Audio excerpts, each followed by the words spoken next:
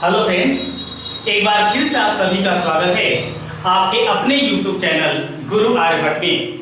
तो हमारा ये साइंस का सुपर सीरीज जो लगातार हम चला रहे हैं, उस सीरीज में हम लोग प्रकाश के प्रकाश के दो वीडियो बनाए।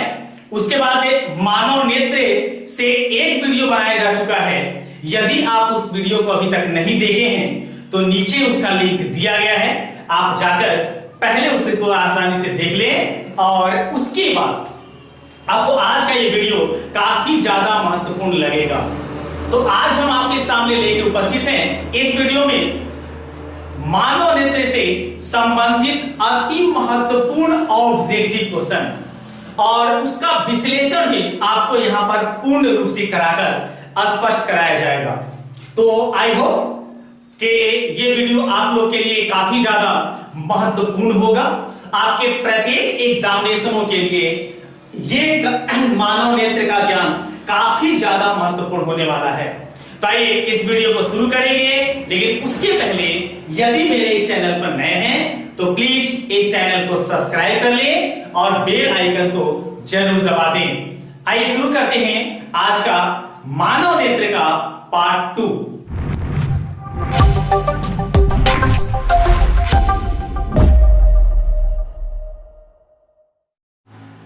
आज हम जो इस वीडियो में पहला क्वेश्चन ले रहे हैं वो शुरू होगा 36 नंबर से, क्योंकि इसके पहले 35 क्वेश्चनों का ऑब्जेक्टिव क्वेश्चन पिछले वीडियो में दिया जा चुका है। यदि अभी तक नहीं देखे हैं तो उसे जाकर एक बार अवश्य देख लें, नीचे उसका लिंक दिया गया है। तो चलिए शुरू करते हैं आज का सीरीज। तो आज के नंबर 36 में है, जो आपको स्क्रीन पर दिख रहा है। कार्निया के पीछे एक संरचना होती है, उसे कहते हैं।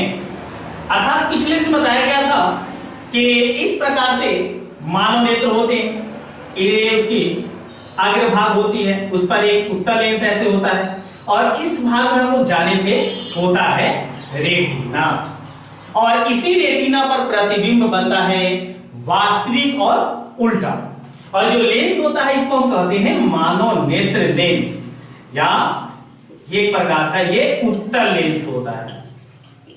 और इसके इस भाग में अग्रभाग में होता है कॉर्निया। इस भाग में होता है क्या? कॉर्निया। तो आपसे यहां सवाल पूछा गया कि कॉर्निया के पीछे एक संरचना होती है, उसे क्या कहते हैं? तो कॉर्निया जो है उसके पीछे, रेटिना तो काफी ज्यादा पीछे हो गया, लेंस जो है वो भी काफी दूर होती है, लेकिन उसके पीछे एक और भाग होता है। इस भाग में ये वाला जो भाग है, ये वाला, इस भाग में एक भाग होता है जिसको हम कहते हैं परितारिका। इस भाग को बोला जाता है परितारिका। अर्थात इस क्वेश्चन का ऑप्शन सही कौन सा हो जाएगा? ऑप्शन नंबर ए, परितारिका। आइए नेक्स्ट क्वेश्चन को देखते हैं कैसा अगला क्वेश्चन आता है। तो आगे क्वेश्चन है कि परितारिका नियंत्रण करती है। परितारिका जो होता है नेत्र में, अभी जो जाने थे, वो किस चीज को नियंत्रित करता है? मानव नेत्र में जो परितारिका बताए कि इस नेत्र लेंस के बीच में होता है, तो परितारिका क्या नियंत्रण करता है? तो यहां सवाल का जवाब हो जाएगा। ये सवाल पीछे भी हम लोग आ गया है। ये नियंत्रित करता है पुतली के साइज को। जो हमारे नेत्र में पुतली होती है, इस प्रकार से पुतली होती है, और इस पुतली के साइज को नियंत्रित करता है। और इसी कारण जब हम धूप में से अंधेरे कमरे में प्रवेश करते हैं तो हमें कुछ समय के बाद दिखाई देना शुरू होता है। तो अर्थात इस क्वेश्चन का कौन सा सही होगा? ऑप्शन नंबर डी, पुतली के साइज को। आइए नेक्स्ट क्वेश्चन देखते हैं। अगला क्वेश्चन क्या है? अगला क्वेश्चन है, अगले क्वेश्चन को देखते हैं 38 नंबर में। नेत्र में प्रवेश करने वाली प्रकाश की मात्रा को नियंत्रित करता है। जो दिखाई दे रहा है हम लोग को, नेत्र में प्रवेश करने वाली प्रकाश की मात्रा, जो हमारे मानव नेत्र में प्रकाश जाता है इस तरीके से, तो प्रकाश जब ये जाता है, प्रकाश की किरणें, तो इसको कौन नियंत्रित करता है? क्योंकि अचानक प्रकाश की किरणें हमारे नेत्र में चली जाएंगी तो हमारे नेत्र लेंस पर इसका काफी बुरा प्रभाव पड़ेगा और हो सकता है कि नेत्र लेंस जो है मेरा डैमेज हो जाए। इसलिए इस आंख के अग्रभाग में इस पर नियंत्रण किया जाता है। प्रकाश की उतनी मात्रा को अंदर जाने की अनुमति मिलती है जितनी हमें नेत्र लेंस की आवश्यकता होती है। तो आपसे पूछा गया है कि प्रवेश करने को नियंत्रित कौन करता है, प्रकाश को नियंत्रण कौन करता है? तो इसमें योगदान निभाता है पुतली, और यही पुतली सिकुड़कर और फैलकर हमारे नेत्र में प्रकाश को नियंत्रित करती है और हमें उतना ही प्रकाश देती है, उतना ही प्रकाश इस नेत्र लेंस को पहुंचाती है जितना इसकी आवश्यकता होती है। मतलब इस क्वेश्चन का आंसर सही कौन सा हो जाएगा? ऑप्शन नंबर ए, पुतली। चलिए आज कुछ अच्छे क्वेश्चन हमारे सामने आएंगे, तो इस वीडियो के साथ बने रहें और जरूर पूरा देखें। 39 नंबर को देखें तो बृहत संख्या में प्रकाश सुग्राही कोशिकाएं कहां होती हैं? बृहत संख्या में प्रकाश सुग्राही मतलब प्रकाश को ऑब्जर्व करने वाली, प्रकाश जो होता है उसको लेने वाली, उसको अवशोषित करने वाली, तो वो होता है हमारे नेत्र के रेटिना में। अर्थात इस क्वेश्चन का सही जवाब हो जाएगा ऑप्शन नंबर ए, रेटिना। चलिए 40 देखा जाए। नेक्स्ट क्वेश्चन, विद्युत सिग्नल कौन उत्पन्न करता है? अर्थात हमारे नेत्र में जो विद्युत सिग्नल होता है जिससे हमें किसी वस्तु को देखने में मदद मिलती है, ये कौन उत्पन्न करता है? तो ये उत्पन्न करता है प्रकाश सुग्राही। इसको कहते हैं प्रकाश सुग्राही। अर्थात इस क्वेश्चन का सही हो जाएगा ऑप्शन नंबर बी। 41 देखा जाए। 41 में क्या है? 41 नंबर क्वेश्चन को अगर देखें तो यहां से मिलता है कि सिग्नलों की व्याख्या कहां होती है। सिग्नल जो है उसकी व्याख्या क्या होती है? सिग्नल तो उत्पन्न कर दिया प्रकाश सुग्राही, लेकिन उसकी व्याख्या कहां होती है? तो आपको यह स्पष्ट पता होना चाहिए कि नेत्र जो भी चीज, जो भी वस्तु को देखता है उसका प्रतिबिंब तो रेटिना पर बना दिया। नेत्र जो है रेटिना पर उसका प्रतिबिंब बना दिया, लेकिन उसका सूचक कैसे होता है, हमें कैसे वस्तु का आभास होता है, वो दिखाई देता है, तो इसमें योगदान देता है मस्तिष्क। अर्थात मनुष्य का जो दिमाग है वो इसमें सबसे बड़ा योगदान देता है। तो सिग्नलों की व्याख्या कहां होती है? इसका सही जवाब हो जाएगा मस्तिष्क में। आइए नेक्स्ट क्वेश्चन देखते हैं। मजा आ रहा है आज? चलिए इसी सीरीज के साथ हम लोग बने रहेंगे। अगला क्वेश्चन है कि मोतियाबिंद की स्थिति होती है जब, मोतियाबिंद क्या होता है?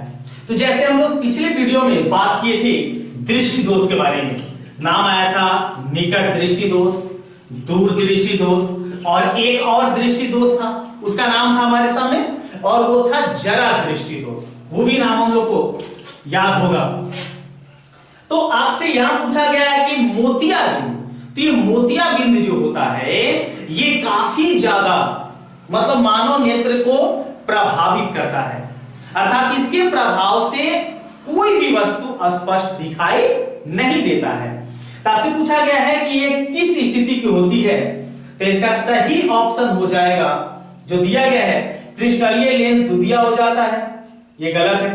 क्रिस्टलीय लेंस धुंधला हो जाता है, ये सही है। क्रिस्टलीय लेंस पीला हो जाता है, ये भी सही है। मतलब इसका सही जो होगा वो हो जाएगा, अगर सटीक तरीके से देखें तो ऑप्शन नंबर डी, अर्थात इसका सही होगा ए और बी दोनों। क्योंकि धुंधला हो गया तो दुधिया का रूप ले लेगा, तो इसका ए और बी दोनों सही होगा, अर्थात सही हो जाएगा ऑप्शन नंबर डी। आइए नेक्स्ट क्वेश्चन देखा जाए। अगला क्वेश्चन है, प्रिज्म की विशेष आकृति के कारण निर्गत किरण आपतित किरण की दिशा से एक कोण बनती है, और उस कोण को क्या कहते हैं, जिसे क्या कहते हैं, ये आपसे पूछा गया है। अर्थात जैसे मान लीजिए कि इस तरीके का एक प्रिज्म हुआ, प्रकाश की किरण इस तरीके से आपतित हुई, तो आपतित होने के बाद ये इस प्रकार से अपवर्तित होती है, तो इस भाग के द्वारा और ये निर्गत जो प्रकाश की किरणें हैं इसके द्वारा यहां एक कोण बनता तो आपसे पूछा गया कि इस कोण को क्या कहते हैं, अच्छे से जान जाइए। इस कोण का नाम दिया गया है विचलन कोण। इस कोण को क्या कहते हैं, विचलन को। और इसे जनरल दर्शाने के लिए डेल्टा, एक ग्रीक वर्ड है डेल्टा, इस डेल्टा से इस विचलन कोण को प्रदर्शित किया जाता है, अर्थात दर्शाया जाता है। तो 43 नंबर का ऑप्शन कौन सा सही हो जाएगा, ऑप्शन नंबर ए विचलन कोण। आइए बढ़ते हैं नेक्स्ट क्वेश्चन को। नेक्स्ट क्वेश्चन को देखा जाए क्या होता है। आपसे पूछा गया अगले क्वेश्चन में, अगर आप सही से इसका इस्तेमाल करें, पढ़े क्वेश्चन को, तो आप सभी लोग इसका आंसर दे सकते हैं। पूछा गया कि इंद्रधनुष में कितने रंग होते हैं। इंद्रधनुष जो कभी ना कभी आप सभी लोग देखे होंगे, बरसात के दिनों में सूर्य के विपरीत दिशा में ये इंद्रधनुष, ये तिरहा इस प्रकार से बना हुआ दिखाई देता है, इस प्रकार से। तो इससे में कितने रंग होते हैं, ऑफकोर्स सब लोग जानते हैं, कितने होते हैं, 7, अर्थात सही हो जाएगा ऑप्शन नंबर बी। आइए बढ़ते हैं अगले क्वेश्चन को। नेक्स्ट क्वेश्चन को देखें क्या होता है। तो नेक्स्ट क्वेश्चन को अगर देखें तो नेक्स्ट क्वेश्चन मेरा है कि सर्वप्रथम सूर्य का स्पेक्ट्रम प्राप्त करने के लिए कांच के प्रिज्म का उपयोग किसने किया था। सबसे पहले जो स्पेक्ट्रम होता है, जिसको हम लोग पिछले दिन जाने थे, उसको इस तरीके से, जैसे प्रकाश किरणें प्रिज्म पर आपतित होता है, ये 7 रंगों में बंट जाता है, तो यही 7 रंगों की पट्टी कहलाती है स्पेक्ट्रम, या इसका दूसरा नाम दिया गया है, हिंदी में इसको बोलते हैं वर्ण विक्षेपण। तो आपसे पूछा यह गया है कि इसके प्रयोग के लिए सबसे पहले जो प्रिज्म प्रयोग किया गया था वो किस वैज्ञानिक के द्वारा किया गया था। तो सबसे पहले इसका प्रयोग किए थे न्यूटन नामक वैज्ञानिक। आप सभी को पता है जिनका पूरा नाम था सर आइजक न्यूटन, और ये इस भौतिकी के पितामह के रूप में भी जाने जाते हैं, और ये मुख्य रूप से इंग्लैंड के निवासी रह चुके हैं। तो इनकी ही व्याख्या थी इस स्पेक्ट्रम के ज्ञान के संदर्भ में प्रिज्म का सबसे पहला प्रयोग। चलिए आइए नेक्स्ट क्वेश्चन को देखा जाए। नेक्स्ट क्वेश्चन में क्या है वो देख लेते हैं। तो अगला क्वेश्चन है कि इंद्रधनुष किस दिशा में बनता है। काफी महत्वपूर्ण क्वेश्चन। अभी जाने थे इंद्रधनुष में 7 प्रकाश की किरणें होती हैं, तो बनता किस ओर है। तो याद रखेंगे कि इंद्रधनुष अगर यहां पर सूर्य है तो इंद्रधनुष कभी बनेगा तो सूर्य के विपरीत दिशा में ही बनेगा। मान लीजिए कि इंद्रधनुष का एक भाग है, 7 रंग है इसमें, तो कभी भी सूर्य के विपरीत दिशा में, मतलब अगर हम कहें तो सुबह के टाइम में, अगर सुबह में इंद्रधनुष दिखाई देता है तो पश्चिम की तरफ दिखाई देगा, क्योंकि सुबह में सूर्य पूरब की ओर निकलता है, तो उसके विपरीत दिशा में दिखाई देगा। और शाम के समय में ये जो इंद्रधनुष है ये हमेशा और हमेशा पूरब दिशा में दिखाई देता है। इसका सही जवाब हो जाएगा इस क्वेश्चन का ऑप्शन नंबर बी, सूर्य की विपरीत दिशा में। चलिए काफी महत्वपूर्ण क्वेश्चन था ये। आइए नेक्स्ट क्वेश्चन को देखा जाए। नेक्स्ट क्वेश्चन है निर्वात में प्रकाश की चाल कितनी होती है। ये सबको पता है, निर्वात में प्रकाश की चाल कितनी होती है। निर्वात में प्रकाश की चाल होती है 3 × 10⁸ मीटर पर सेकेंड। सबको पता है, अर्थात इसका सही हो जाएगा ऑप्शन नंबर सी। आइए नेक्स्ट क्वेश्चन को देखेंगे। नेक्स्ट क्वेश्चन में क्या है और कैसा होता है देखते हैं। आइए देखते हैं नेक्स्ट क्वेश्चन 48 नंबर कि वायुमंडल अपवर्तन के कारण सूर्य हमें वास्तविक सूर्योदय से लगभग कितने मिनट पहले दिखाई देता है। तो जैसा कि आप सभी लोग जानते होंगे कि वायुमंडलीय अपवर्तन के कारण सूर्य के छिप जाने के कुछ समय पहले तक हमें सूर्य स्पष्ट दिखाई देता है। जैसे कि सब लोग जानते हैं कि सूर्योदय जब हो जाता है, सूर्य अस्त हो जाता है, फिर भी वो कुछ ऊपर दिखाई देता है। और इस घटना की होने का जो मुख्य कारण है ये होता है वायुमंडलीय अपवर्तन। तो इसमें आपको जानकारी दे दें कि 2 मिनट पहले तक ये सूर्य जो है वो दिखाई देता है। तो अगर इस क्वेश्चन का आंसर जाने 48 नंबर का, तो सही हो जाएगा ऑप्शन नंबर ए 2 मिनट। नेक्स्ट क्वेश्चन को देखते हैं 49 नंबर, सूर्योदय तथा सूर्यास्त के समय सूर्य की चक्रिका कैसी प्रतीत होती है? तो शायद हमें तो अच्छे से पता है कि आप लोगों को ये भी जानकारी अच्छे से होगा कि सूर्योदय सूर्यास्त के समय देखे होंगे ध्यान से कि सूर्य आकार में कुछ बड़ा दिखाई देता है, अपने वास्तविक आकार से कुछ बड़ा दिखाई देता है और ये लाल रंग का दिखाई देता है। ध्यान दिए होंगे, अर्थात इसका सही हो जाएगा ऑप्शन नंबर ए चपटी हुई। सूर्योदय या सूर्यास्त के समय सूर्य जो होता है वो गहरा दिखाई देता है, लाल दिखाई देता है और चपटी हुई दिखाई देता है, अर्थात सही हो जाएगा ऑप्शन नंबर ए। आइए नेक्स्ट क्वेश्चन देखें 50 नंबर, सूक्ष्म कणों का एक विषमांगी मिश्रण है। सूक्ष्म कणों का विषमांगी मिश्रण कौन सा होता है? 4 ऑप्शन आपके सामने हैं। इसका सही जवाब होगा वायुमंडल। वायुमंडल में बहुत सारे कण जो होते हैं वे मिले होते हैं, इसीलिए हम उसे सूक्ष्म कणों का विषमांगी मिश्रण के नाम से भी जानते हैं। तो ऑप्शन सही हो जाएगा ए। 51 नंबर को जाने देख सकते हैं, प्रकाश का प्रकीर्णन कणों को बनाता है। प्रकाश का प्रकीर्णन जो है वो कणों को कैसा बनाता है? तो दम ये आसान क्वेश्चन है कि प्रकाश का जो कण है, जब प्रकाश के कण पर प्रकाश पड़ता है, प्रकाश के बहुत सारे ऐसे कण होते हैं और उस पर जब पड़ता है प्रकाश तो दृश्य होता है, वो दिखाई देता है। तो प्रकाश के कण उसे कैसे कणों में बदलते हैं? तो दृश्य में बदलते हैं, अर्थात सही हो जाएगा ऑप्शन नंबर ए। नंबर 52, टिंडल का प्रभाव देखा जा सकता है। आपको पता है कि जब वायुमंडलीय अपवर्तन होता है, प्रकाश का प्रकीर्णन होता है, तो इन घटना में एक और घटना का नाम आता है जिसका नाम है टिंडल प्रभाव। ये टिंडल नामक वैज्ञानिक के द्वारा स्पष्ट कराया गया था और इसी कारण टिंडल प्रभाव के कारण ही जब आप कभी देखे होंगे कि जब ठंडे के मौसम में जब पूरी तरीके से कोहरा छाया हुआ होता है तो वहां से जब प्रकाश से निकलता है तो प्रकाश की किरणें इस तरीके से कोहरे में फैली हुई चमकीली दिखाई देती है, प्रकाश चमकीला जैसा दिखाई देता है। तो इसी प्रभाव को कहते हैं टिंडल प्रभाव। तो टिंडल प्रभाव देखा जा सकता है, तो इसका सही हो जाएगा जंगल में। जंगलों में सूर्य के प्रकाश जब निकलते हैं तो वो चमकीले दिखाई देते हैं और इसलिए इसका सही जवाब हो जाएगा ऑप्शन नंबर ए जंगल में। आइए नेक्स्ट क्वेश्चन देखते हैं। नेक्स्ट क्वेश्चन है, वायुमंडल नहीं होता तो आकाश कैसा प्रतीत होता? तो आप सभी को पता है कि आकाश इस तरीके का छतरी जैसा बना हुआ है और पृथ्वी पर मान लीजिए पृथ्वी की इस स्थिति पर हम लोग यहाँ हैं, तो पृथ्वी से जब हम आकाश देखते हैं तो ये नीला दिखाई देता है, सबको पता है।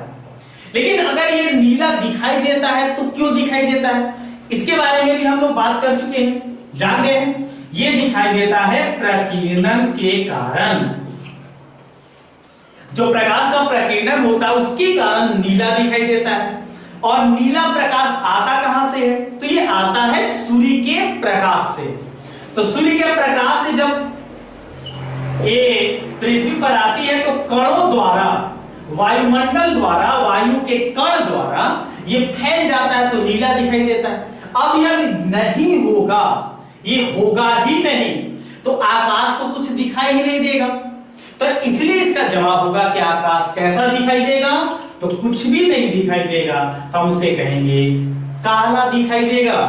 मतलब इसका सही हो जाएगा ऑप्शन नंबर बी काला। आई होप आपको ये काफी अच्छे समझ में आ गया होगा। नेक्स्ट क्वेश्चन को देखते हैं 54 नंबर में। अत्यधिक ऊंचाई पर उड़ते हुए यात्रियों को आकाश कैसा प्रतीत होता है? अत्यधिक ऊंचाई पर, काफी ऊंचाई पर पृथ्वी की सतह से, ये हमारी पृथ्वी, और इसकी सतह से अगर काफी ज्यादा ऊंचा हवाई जहाज है, हवाई जहाज अगर है, तो ये कैसा दिखाई देगा? तो मेन दूसरा रीजन भी वही हुआ, क्योंकि जब ये प्रकाश काफी ज्यादा ऊंचा होगा, हवाई जहाज काफी ऊंचा होगा, तो काला दिखाई देगा, मतलब नीला दिखाई नहीं देगा। अर्थात इसका सही हो जाएगा ऑप्शन नंबर सी, काला। आइए नेक्स्ट क्वेश्चन देख लेते हैं, वो कैसा होगा। 55 नंबर, खतरे के संकेत का प्रकाश किस रंग का होता है? सिग्नल वगैरह में देखे होंगे, रेलवे के सिग्नल में या फिर गाड़ी के सिग्नल में भी जो खतरा का निशान होता है वो कैसा होता है? सब लोग जानते होंगे इसको, वो होता है लाल, अर्थात option number D. Next question देखें, अच्छा क्वेश्चन है ये, सूर्योदय या सूर्यास्त के समय आकाश कैसा दिखाई देता है? सुबह या शाम के समय में आकाश दिखाई कैसा देता है? आपको शायद पता होगा, तो ये दिखाई देता है लाल रंग का। जब सुबह होता है या शाम के समय, संध्या के समय, जब सूर्य डूबने वाला होता है, तो हमारा जो आकाश है वो हल्के लाल जैसा दिखाई देता है। तो सही हो जाएगा ऑप्शन नंबर ए। नेक्स्ट क्वेश्चन देखें, 57 नंबर, दोपहर के समय सूर्य कैसा प्रतीत होता है? सुबह और शाम के समय सूर्य लाल दिखाई देता है। यहां क्वेश्चन पूछ दिया कि दोपहर के समय कैसा होता है, तो दोपहर के समय में कैसा होता है पता है आपको? दोपहर के समय में देखे होंगे हल्के पीले जैसा, लेकिन यहां पर सवाल में मेरा पीला नहीं है, तो इसका सही जवाब होगा श्वेत, अर्थात ऑप्शन नंबर बी। दोपहर के समय कैसा दिखाई देता है? तो सूर्य दिखाई देता है लगभग श्वेत जैसा। चलिए नेक्स्ट क्वेश्चन, 58 नंबर, किसी माध्यम में छोटे छोटे कणों के निलंबन को क्या कहते हैं? छोटे छोटे कणों के निलंबन को कहा जाता है कोलाइडल, लेकिन यहां मेरे पास ऑप्शन दिया हुआ है कोलाइन, इसलिए सही हो जाएगा ऑप्शन नंबर ए, कोलाइन। नेक्स्ट क्वेश्चन की ओर बढ़ते हैं। ऐसे ये टॉपिक विशेष करके केमिस्ट्री में मिलता है, फिजिक्स में मेरे पास आ गया था, टिंडल प्रभाव के कारण इसको जानना होता है। चलिए नेक्स्ट क्वेश्चन देख लेते हैं, किसी कोलाइडीय विलयन में निलंबित कणों से प्रकाश के प्रकीर्णन को कहा जाता है? प्रकाश के प्रकीर्णन को क्या कहा जाता है? तो एकदम आसान है ये, question number A, sorry question number 59 का ऑप्शन नंबर ए सही होगा, जो होगा टिंडल प्रभाव। इसका सही हो जाएगा टिंडल प्रभाव, अर्थात ऑप्शन नंबर ए। चलिए, हमें उम्मीद है कि आप लोगों को काफी अच्छा लगता होगा और इस ऑब्जेक्टिव सीरीज में आप अच्छे से योगदान देने की जरूर कोशिश करेंगे। आइए आज का लास्ट क्वेश्चन देखते हैं इस सीरीज का, मानव नेत्र का। तो लास्ट क्वेश्चन है कि तारों के टिमटिमाने की व्याख्या किस सिद्धांत पर आधारित होती है? तो देख सकते हैं तारों का जो टिमटिमाना, रात्रि के समय में तारे देखते होंगे वो टिमटिमाते हुए दिखाई देते हैं, तो टिमटिमाने का क्या कारण है? तो इसका सही जवाब होगा वायुमंडलीय अपवर्तन के कारण। वायुमंडलीय अपवर्तन के कारण, अर्थात इसमें जो ऑप्शन दिए गए हैं सटीक ऑप्शन देखें तो इसका सही ऑप्शन होगा ऑप्शन नंबर ए, अपवर्तन के सिद्धांत के अनुसार। तो आई होप ये वीडियो काफी अच्छा आपको लगा होगा। अगर यहां तक आप वीडियो देखे हैं तो एक लाइक तो आपका इस वीडियो के लिए बनता है। तो आज यहीं तक, अगले वीडियो में कुछ और ऑब्जेक्टिव क्वेश्चनों का लेवल इस साइंस के सीरीज में और कुछ लेवल लेके हम आपके सामने उपस्थित होंगे। तब तक के लिए धन्यवाद।